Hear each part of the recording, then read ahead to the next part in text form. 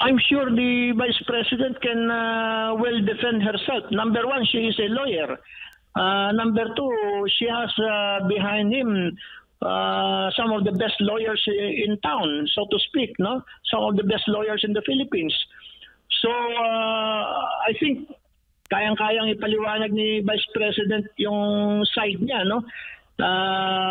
Although I do not want to delve on the details of the matter, baka tayo ma-contempt ng Senate Impeachment Court.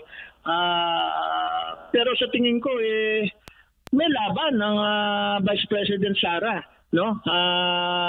Kayang-kaya niyang idepensa yung sarili niya kung matutuloy man itong impeachment. Halimbawa, hindi mag-issue ng TRO o injunction yung Supreme Court. Sa tingin ko, kayang-kaya ni Vice President Sara at ng kanyang mga abogado na ipagtanggol yung side ng Office of the Vice President. Noong nakarang linggo nga ay inihayag ni Senate President Chis Escudero na iurong yung pag-present doon sa mga impeachment, articles of impeachment o pagbasa sa articles of impeachment laban kay VP Sara Duterte. Iurong ito sa June 11. Prof, ano ba ang dating po para po sa inyo hinggil nga dito sa naging hakbang ng Senado? Palagay ko kung if they have the numbers, baka kahapon inumpisahan na nila yan. But as we all know, maraming nanalo na kandidato ni former President Duterte as senators. So it seems that they don't have the numbers. Plus, tandaan natin, marami sa kanila ang hindi mga abogado at naging busy sila sa campaign. So ngayon pa lang yan, although they will not admit it in public, may mga tutor yan, tinuturuan sila. Pati sa proper decorum, saka may may mga seating arrangement and everything. So palagi ko, nag-aaral pa yan mga yan, kaya isa ring reason kung bakit nila dinelay. Aside from yung obvious reason that they simply don't have the numbers. Pero sa tingin niyo po, Prof, ito bang impeachment trial kay VP Sara Duterte ay matutuloy pa rin ba?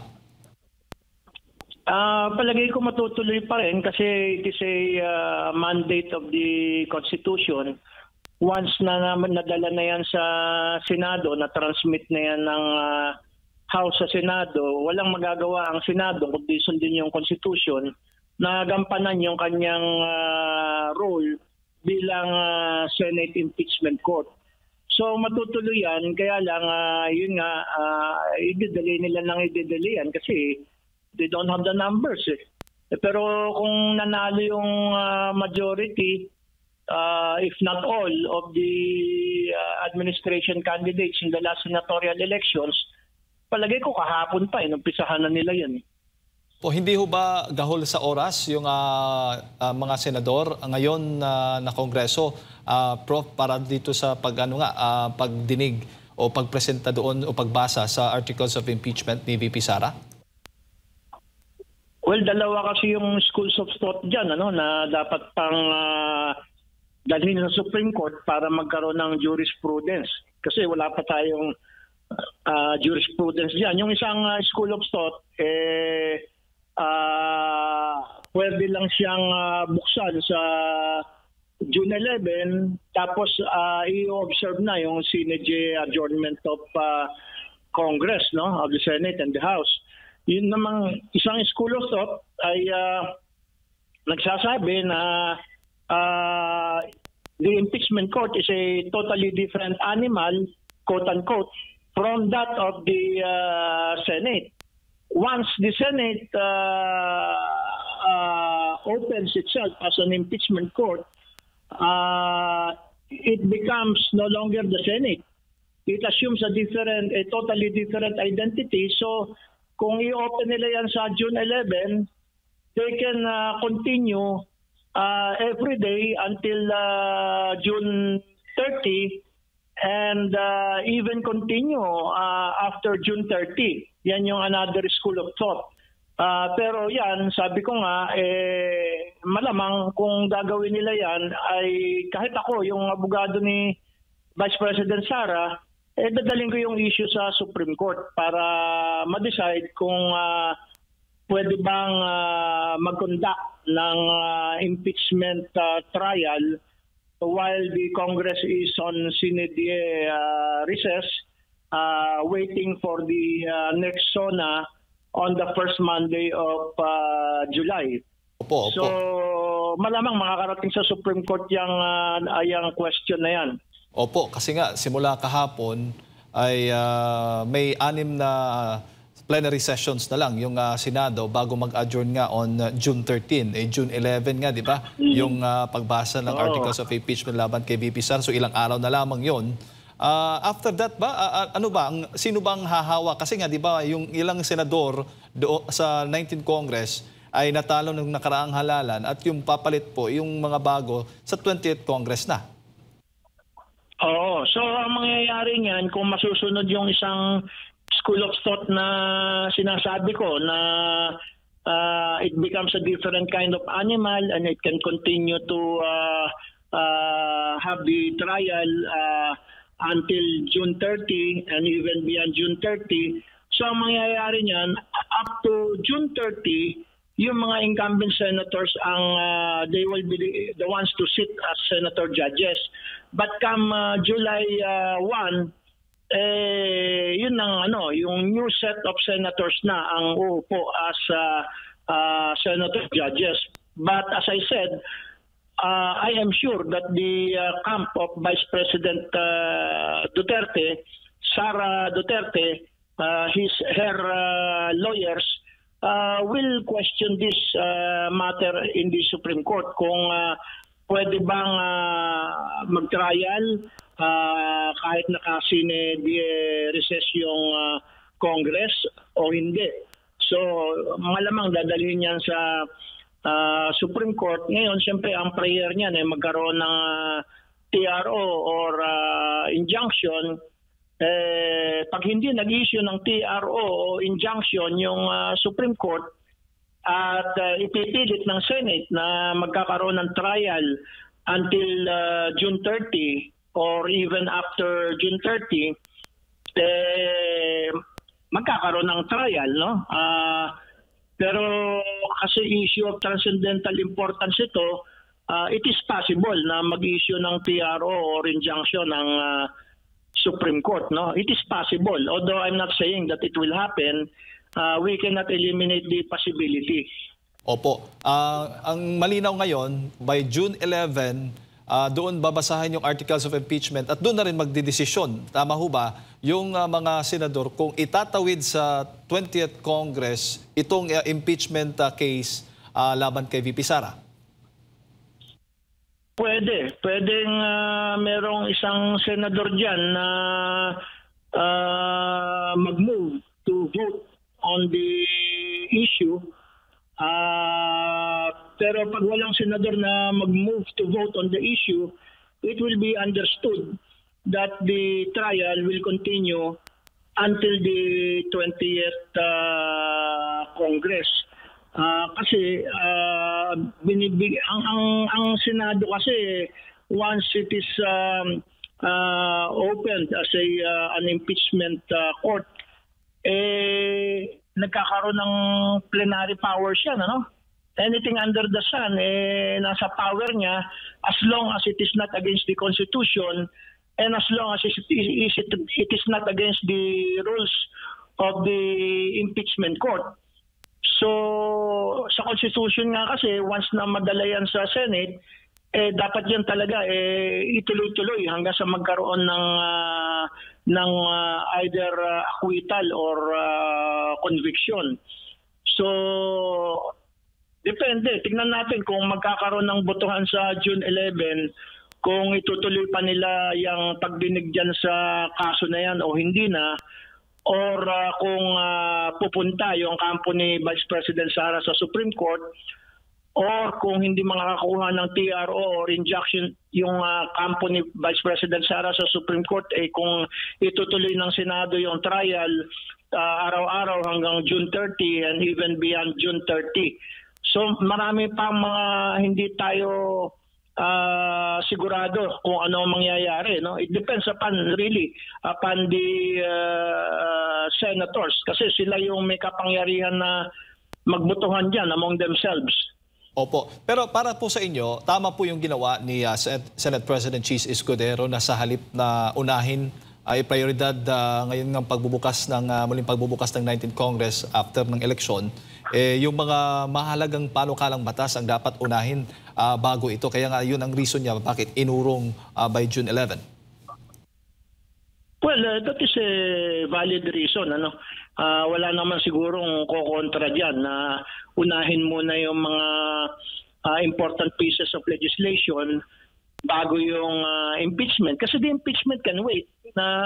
We have the whole 20th Congress for the impeachment to resume.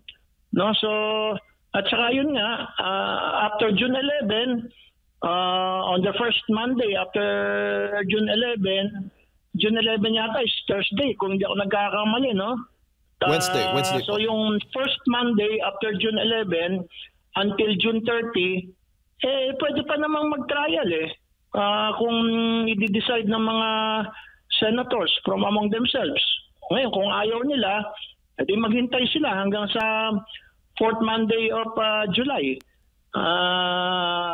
Yun nga, pero sabi ko nga, kung itutuloy nila yung trial within June, malamang pupunta talaga sa Supreme Court yung kampo ni Vice President Sara, kasi magagaling din naman yung mga abogado niya, alam nila kung ano yung gagawin. Opo, pero para po sa inyo, valid reason din ho ba yung mga lumalabas na mga argumento na dinedelay yung impeachment trial laban kay VP Sara? Mahirap kasing mag-allege niyan. Anong katibayan natin na yun ang motibo? O ang motibo talagang unahin muna yung mga important pieces of legislation. Mahirap kasi mag-allege nang wala tayong katibayan. Sino ba sa atin ang merong extrasensory perception o third eye para mabasa yung nasa loob ng utak ni Senate President Chis Escudero at iba pa mga senador, no? Hindi natin masasabi kung ano yung tunay na motibo nila.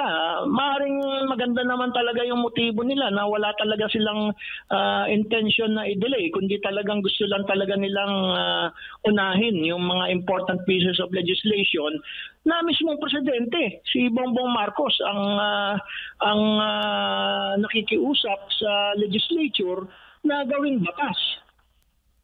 Po, at sabi nga hinimok nga din ni Senator Francis Tolentino kahapon sa kanyang talumpati po, Prof, na ibasura na itong impeachment ni Vice President Sara Duterte. Anya, hindi maaari pong ipagpatuloy ang impeachment trial laban kay VP Sara dahil sa mga limitasyong constitutional o procedural nga. Kung hindi anya matatapos ang paglilitis bago ang June 30, ay otomatiko itong mababasura sa ilalim ng konstitusyon. Wala nang maaring gawin ang 20th Congress ukol dito, ani Tolentino, dahil sa kakulangan po ng constitutional authority. Anong masasabi po ninyo? Well, hindi nga malinaw yung constitution diyan, kaya nga dapat dalhin yan sa Supreme Court para magkaroon ng jurisprudence. Kasi kung babasahin mo yung constitution, wala naman nakasulat diyan na bawal magkaroon ng impeachment after June 30. No, wala naman nakasulat diyan na hindi pwedeng ituloy yung impeachment na nasimulan ng 19th Congress sa 20th Congress. Kasi sabi ko nga sa inyo, the Senate itself, no, and the House, merong plenary powers yan. At ganun din ang impeachment court. Once the Senate opens itself as an impeachment court, it assumes plenary powers. Constitution lamang ang limitation at yung rules on impeachment. Wala naman sa Constitution at wala naman sa rules on impeachment na bawal ituloy yung impeachment beyond June 30. So wala talagang choice kundi pumunta yung kampo ni VP Sara sa Supreme Court to ask for a jurisprudence on the matter, a decision. Kasi Supreme Court lamang ang may kapangyarihan na mag-interpret ng Constitution. A senator does not have the power to interpret the Constitution, and even the Senate itself, or the House itself, or the House and the Senate combined, they do not have the power to interpret the Constitution. The power to interpret the Constitution, according to the Constitution itself, belongs only to one agency or department of the government, that is the judiciary. So wala talagang choice yung kampo ni Vice President Sara kundi dalhin yan sa Supreme Court to ask the Supreme Court to decide on the matter. Pwede bang ituloy yung impeachment na nasimulan ng 19th Congress sa 20th Congress?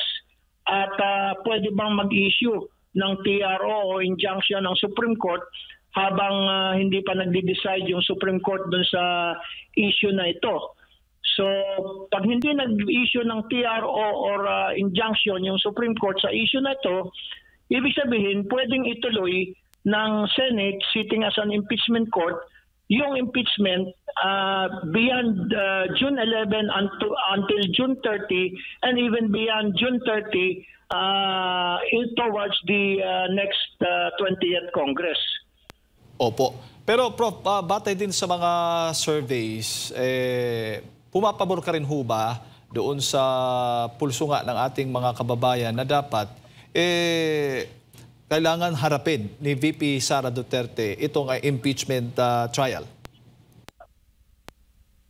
I'm sure the Vice President can well defend herself. Number one, she is a lawyer. Number two, she has behind him some of the best lawyers in town, so to speak, no? Some of the best lawyers in the Philippines. So I think kayang-kayang ipaliwanag ni Vice President yung side niya, no? Although I do not want to delve on the details of the matter, baka tayo ma-contempt ng Senate Impeachment Court. Pero sa tingin ko, may laban ng Vice President Sara, no? Kayang-kaya niyang idepensa yung sarili niya kung matutuloy man itong impeachment. Halimbawa, hindi mag-issue ng TRO o injunction yung Supreme Court. Sa tingin ko, kayang-kaya ni Vice President Sara at ng kanyang mga abogado na ipagtanggol yung side ng Office of the Vice President. Kasi hindi lang naman si Vice President Sara ang on trial dito, kundi the institution itself, no, the Office of the Vice President. And also, in the bar of public opinion, the Senate and the House are also under scrutiny of the public kung magiging fair ba talaga sila, kung magiging unbiased sila, impartial.